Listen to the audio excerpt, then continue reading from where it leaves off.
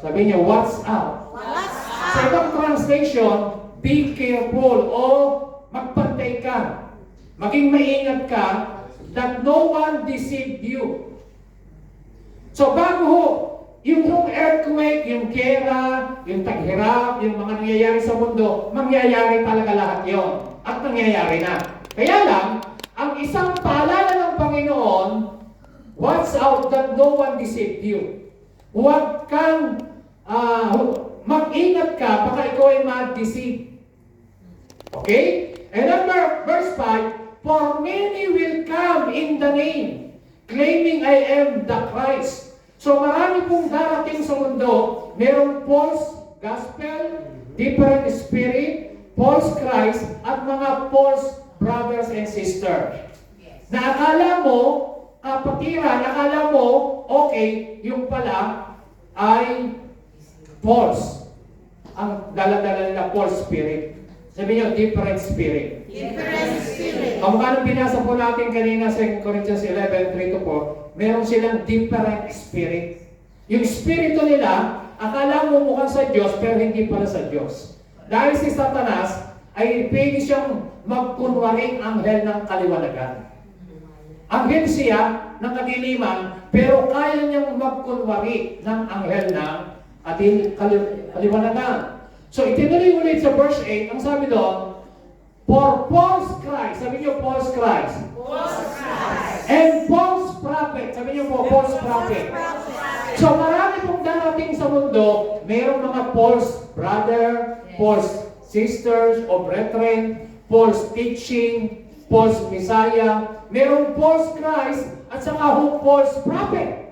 So hindi ka dapat madaling maniwala kahit sila po ay nagpe-perform ng signs, wonders, and miracle. Kasi po ang purpose nila, kaya po pala sila gumagawa ng himala, is to deceive even the elect, if that were possible. So kaya mga kapatid, ang paalala ng Panginoon sa mga disipulo, huwag kayong masyadong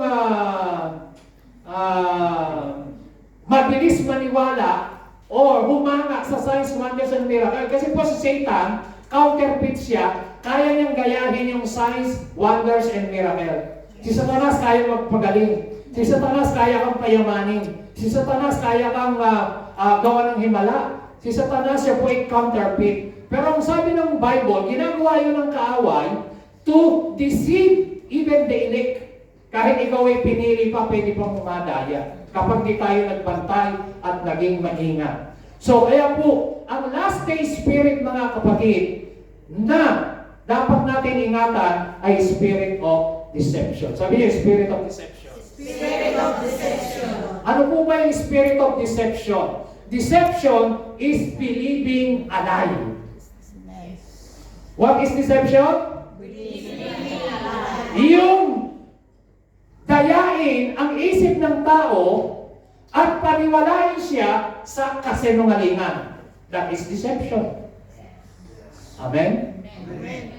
Pinasimple ko po ang meaning, maraming kahulugan. So it's being blindsided with false information. Ang deception ay merong kahalong katotohanan na may kasinungalingan. Mix siya. Nakuha niyo po? Kaya ho deception. Mixture. Mayroong, kumbaga sa kwento, may konting katotohanan pero dinagdagan. Halimbawa, kinuwento ni Marites, ano? Hoy, si ano raw ay naglilihi. Nung kinuwento, si Marisol. Abay, nung kinuwento naglilihi pa lang, abay, nanganak na. May katotohanan na may kasamang kasinungalingan. So ngayon, ang pwedeng madaya mga kapatid, kasi po ang tao sa buong mundo na mga hindi nakakaunawa at nakakaalam ng katotohanan ng Word of God, sila po ay already deceived by the serpent. Sabi po ng Bible, makikita niyo po yan mamaya, papakita ko, na ang lahat ng mga tao sa mundo, dinaya ng kaaway ang kaisipan. Ngayon, kung ikaw ay mananampalataya mananampalataya Kristiyano na at hindi ka naging maingat, ay pwede ka rin ma-deceive. So kaya ang pagiging deception, it is a major weapon of Satan. Kailan ba nagsimula ang pandaraya ni Satanas? Sa Garden of Eden. Amen ba? So ang deception is believing a lie. Sabihin niyo po, deception is believing a lie. Example, ganito. Sinasabi ng salita ng Diyos na ikaw ay mapalad, ikaw ay pinili, ikaw ay mananagumpay. Ang kasinungaling ng sinasabi ni Satanas, no, ikaw ay walang magagawa, ikaw ay hindi na magbabago, hindi ka natitino, hindi mo na pwedeng baguhin ang sarili mo. Ganyan. So, laging kabaligtaran sa katotohanan. Ang sabi ng John chapter 8, verse 44, si Satan po ay ama, he is the father of lies, and when he speak lies. So, kasinungalingan. Ama ng kasinungalingan at kabaligtaran sa katotohanan ng Word of God ang sinasabi niya. Sinabi ng Word of God, ikaw ay pinatawad. Sabi ni Satanas, no, yung kasalanan mo mabigat, hindi ka kayang patawarin. That is the lies of the enemy. Amen? Amen. Laging kabaligtaran, may kasamang pagsisinungaling. So kaya, pag naniniwala ka sa kasinungalingan ni Satanas, that is the spirit of deception. Naintindihan niyo po? Amen. So pagka sinabi ng Diyos, sa latay ni Jesus, ikaw ay pinagaling na. Sabihin naman ni Satanas, hindi, yung sakit mo, ikamamatay mo yan, hindi ka nakakalim. Naniwala ka ngayon doon, na-deceive ka. Okay niyo po? Amen.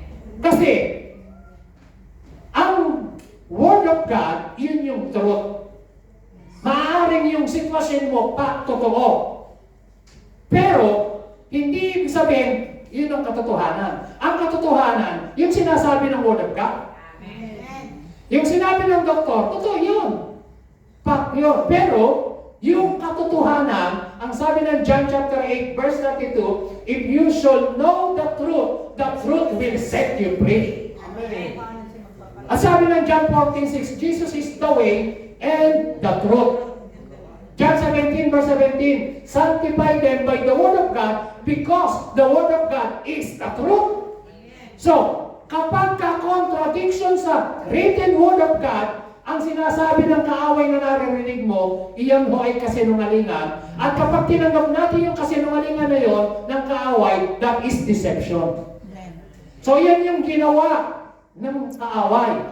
Si Satan po, siya po ay number one deceiver. Basahin niyo po, Revelation 12:9. And the huge dragon was cast down and out, the age-old serpent, who is called the devil and Satan. Pansinin niyo po, sino yung tinatawag na dragon, sino yung tinatawag na serpent? Siya po si devil and Satan. Tuloy po natin ang basa. He who is the seducer, deceiver of all humanity the world over.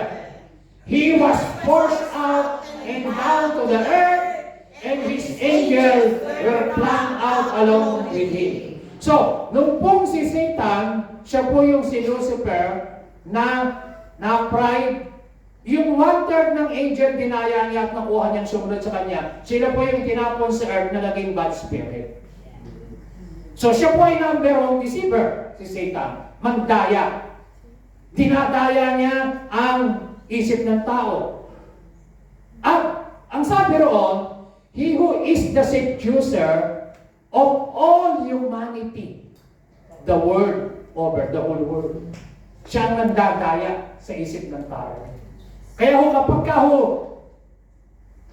ang tao, ipinanganak ang ikaw ay mabait, ipinanganak ang ikaw ay okay, pero naiba yung attitude natin, na-influensahan tayo natin mga kaibigan, mga barkada.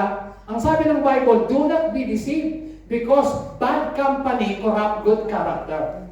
So kasi po, na-influensahan tayo ng ating mga kaibigan. Nagtataka ka, hindi naman ako ganito eh. Ako ganito, may takot ako sa Diyos. Sa totohanan, ipinanganak ka talaga na ikaw ay overcomer. So God designs you to be an overcomer. Hindi ka pinanganak para mabuhay sa kasalanan. Ipinanganak ka dahil ikaw ay mananagumpay, tinawag at pinili ka ng Panginoon. Amen? Malakpan natin si Lord. Kaya may warning. Sabi ni Lord sa mga disipulo, nagbigay siya ng warning. Sabi po sa Matthew 16 verse 5 to 6. Later, after they crossed to the other side, yung mga disipulo, tumawid sila sa other side ng lake. Nalimutan nilang magdala ng tinapay. Are you listening? Amen. Nung nalimutan nila magdala ng tinapay, sabi ng Panginoon sa kanila, verse 6, watch out, Jesus warned them, beware of the yeast of the Pharisees and Sadducees. Mag-ingat kayo sa libadura ng mga Pariseo at mga Sadduceo. Anong tinutukoy ni Jesus diyan? Para maintindihan natin, alam niyo po yung libadura, di po pa pag kayo nagmamasa ng harina. Di ba pampaalsa yun? Yes. Pagka naisama mo na yun sa harina, ang hirap na, talagang nakakahawa yan, buong aalsa, buong harina mo. Ano niyo po ang tinutukoy dyan? Ito po, verse 11 and 12. How is it you don't understand that I was not talking to you about bread? Hindi naman patungkol talaga sa tinapay ang tinutukoy ni Kristo. Yung pala, but be on your guard against the yeast of the Pharisees and Sadducees. Then they understood that he was not telling them to guard against the yeast used in bread, but against the teaching of the Pharisees and Sadducees. So yung palang tinutukoy ni Kristo na yeast o labradora, yung papansa, yun po pala, nagre-represent ng false teaching, ng religious spirit ng mga Sadduceo at mga Pariseo. Nakuha niyo po ako? Nakuha niyo po? Ang sabi lang very clear, hindi po ako nagsabi, very clear, sabi lang, but against the teaching. So, pinakikita ni Kristo sa mga disipulo, mag-ingat kayo sa mga libadura. Nakakahawa yan. Nakakapagpaalsa yan. So, ang mga spirit of rebellion, nakakapagpaalsa yan. Di po ba? Tingnan niyo po yung mga nagsisipag-welga, nagsisipag-alsa. Spirit yun eh. Spirit of yeast yun, libadura yun. May mga katuruan sila na tingnan niyo, bakit kung paano yung mga Hamas, kung paano sila nadoktrinahan na pumatay, walang awa, mga bata pinupugutan ng ulo, mga babae nire-rape, matanda, bata, lalaki, babae, walang hindi namimili. O, bakit? Kasi dahil po sa doktrina nila, spirit. So mga kapatid, yung tinutukoy po dyan na Pariseo, sabi niyo po, Pharisees. Alam niyo po ba kung ano yung Pharisees sa Bible? Mga pare yan. Sila yung gumagawa ng spiritual ceremony, kumbaga sa atin, yun yung tinatawag ng priest. Sila po yung Pariseo sa Biblia. Yung Sadduceo naman, sila po yung mga wealthy people, mga elite yan, mayayaman, at sila po yung may power. So magkasama yan. Ngayon, sino yung nire-review ni Kristo na sinasabihan ng Panginoon, kayo, para kayong mga libingan, ang gaganda sa inyong labas, ang puputi, pero ang loob ng libingan nyo, puro kalansay. So, pinakikita lang ni Kristo na mga concern sila sa panlabas, pero hindi sila concern sa panloob. Yeah? Okay? May mga Kristiyanong, may mga taong ganon, na parang Sadduceo at parang Pariseo.